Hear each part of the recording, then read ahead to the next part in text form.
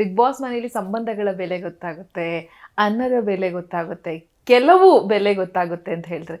ನೀವು ಅಲ್ಲಿ ಇದ್ದ ಅದೊಂದು ಬೇರೆಯದೇ ಪ್ರಪಂಚ. ಒಂದೇನೋ ಪಾಠ ಕಲಿಯಕ್ಕೆ ಹೋದಂಥ ಒಂದು ಅನುಭವ ಖಂಡಿತ ನಿಮ್ಗಾಗುತ್ತೆ. ಏನೇನು ಅನುಭವ ಸಿಕ್ತು ನಿಮಗೆ ಸ್ಪೆಷಲ್ ಆಗಿ ಅಂತ ಹೇಳಿ? ಅದೇ ನನಗಿವಾಗ ಬಿಗ್ ಬಾಸ್ಗೆ ಮುಂಚೆ ನಾವು ಲೈಫಲ್ಲಿ ಎಷ್ಟೋ ವರ್ಷಗಳಲ್ಲಿ ಆಗೋವಂಥ ಸಿಚುಯೇಷನ್ಸು ಬಿಗ್ ಬಾಸ್ ಮನೇಲಿ 3 ತಿಂಗಳಲ್ಲೇ ಕ್ರಿಯೇಟ್ ಆಗೋಗುತ್ತೆ. ಆ ಸಿಚುಯೇಷನ್ಸ್ ಹಂಗಂಗೆ ಕ್ರಿಯೇಟ್ ಆಗೋಗುತ್ತೆ.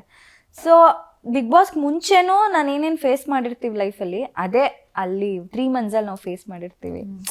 ಈಗ ಅನ್ನದ ಬೆಲೆ ಅಂತ ಹೇಳಿದ್ರಿ, ಬಿಗ್ ಬಾಸ್ ಮನೆಗೆ ಹೋಗಿ 2 ದಿನಕ್ಕೆ ನಮಗೆ ಊಟ ಮತ್ತು ನಿದ್ದೆಗೆ ಪ್ರಾಬ್ಲಮ್ ಆಯಿತು. ಅಂದರೆ ಗೊತ್ತಿಲ್ಲ, ನಮ್ಗೆ ಅದು ಕಷ್ಟ ಗೊತ್ತಾಗ್ಲಿ ಅಂತಾನೆ ಆ ಥರ ಸ್ಟಾರ್ಟ್ ಮಾಡಿದ್ರು. ನಾನು ಮೆಂಟಲಿ ಫಿಕ್ಸ್ ಆಗಿಬಿಟ್ಟೆ, ಓ ಹಿಂಗೆ ಇರುತ್ತೆ ಲೈಫು, ಇದಕ್ಕೆ ಅಡ್ಜಸ್ಟ್ ಆಗ್ಬೇಕು ನಾವು ಅಂತ. ಸೊ ಊಟದ್ದು ಬೆಲೆ ಸ್ಟಾರ್ಟಿಂಗ್ 2 ದಿನ ಊಟನೇ ಇರ್ಲಿಲ್ವಲ್ಲ, ಅವಾಗ ನನಗೆ ತುಂಬ ಅನಿಸ್ತಾ ಇತ್ತು, ಅಯ್ಯೋ ಒಂದು ಸ್ವಲ್ಪ ಒಂದು ತುತ್ತು ಸಿಕ್ಕಿದ್ರು ಸಾಕಪ್ಪ ಅನ್ನೋ ಥರ. ಇಲ್ಲ ಅಂದ್ರೂ ನಾವು ಹೊರಗಡೆ ಸ್ವಲ್ಪ ಕಮ್ಮಿನೇ ತಿನ್ನೋದು, ಜಾಸ್ತಿ ತಿನ್ಬೇಕು ಅಂತಲ್ಲ, 1-2 ತುತ್ತು ಸಿಕ್ಕರೆ ಸಾಕು ಅಂತ. ಆಮೇಲೆ ನಿದ್ದೆ, ನಾನು ಸಿಕ್ಕಾಬಡ ನಿದ್ದೆ ಮಾಡ್ತೀನಿ. ಅಂದ್ರೆ ನಂಗೆ ಬೇಜಾರಾದ್ರೂ ನಿದ್ದೆ ಮಾಡ್ತೀನಿ, ಖುಷಿ ಆದ್ರೂ ನಿದ್ದೆ ಮಾಡ್ತೀನಿ, ಒಟ್ಟಲ್ಲಿ ನಿದ್ದೆ ಮಾಡೋ ಥರ ಹುಡುಗಿ ನಾನು. ಅಲ್ಲಿ ಸ್ಟಾರ್ಟಿಂಗ್ ಅಲ್ಲಿ ನಿದ್ದೆಗೂ ಪ್ರಾಬ್ಲಮ್ ಆಗೋಯ್ತು. ಅದ್ ಬಿಟ್ರೆ ಅದೇ ಎಲ್ಲ ಥರ ಸಿಚುಯೇಷನ್ಸ್ ಬಂತು, ಅದಕ್ಕೆ ನಾವು ಹೆಂಗೆ ರಿಯಾಕ್ಟ್ ಮಾಡ್ತಿದ್ವಿ, ಅದೇ ಗೇಮ್ ಅಷ್ಟೇ. ಓಕೆ, ಒಳ್ಳೆ ಗೆಳೆತನ, ಒಂದು ಒಳ್ಳೆ ಬಾಂಡಿಂಗ್ ಆಯ್ತು. ಅಂದ್ರೆ ಒಂದು 100% ಒಂದು ಮನೇಲಿ ಇದ್ರೂ ಕೂಡ ಒಂದು ಸಣ್ಣ ಮನಸ್ತಾಪಗಳು ಬಂದ್ಬಿಡುತ್ತವೆ. ಈಗ ನಮ್ಮ ಮನೆಗಳಲ್ಲಿ ಈಗ ನಾವು ತಂದೆ ತಾಯಿ ಜೊತೆ, ಅದು ನಿಮ್ದು ಗಿಲ್ಲಿದು ಆ ಫ್ರೆಂಡ್ಶಿಪ್ ಇದೆಯಲ್ಲ, ಸೂಪರ್ ಆಗಿ ವರ್ಕೌಟ್ ಆಯ್ತು.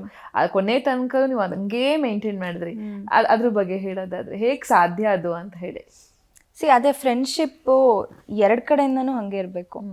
ನಾನು ಫ್ರೆಂಡ್ಶಿಪ್ ವಿಷಯದಲ್ಲಿ ಹಾಗೆ, ಒಂದ್ಸಲಿ ನನಗೆ ಫ್ರೆಂಡು ಅಂತ ಆದರೆ ನನಗೆ ಯಾವುದೇ ರೀತಿ ಜೆಲಸಿ ಇರಲ್ಲ, ಯಾವುದೇ ರೀತಿ ಕಾಂಪಿಟಿಷನ್ ಇರಲ್ಲ.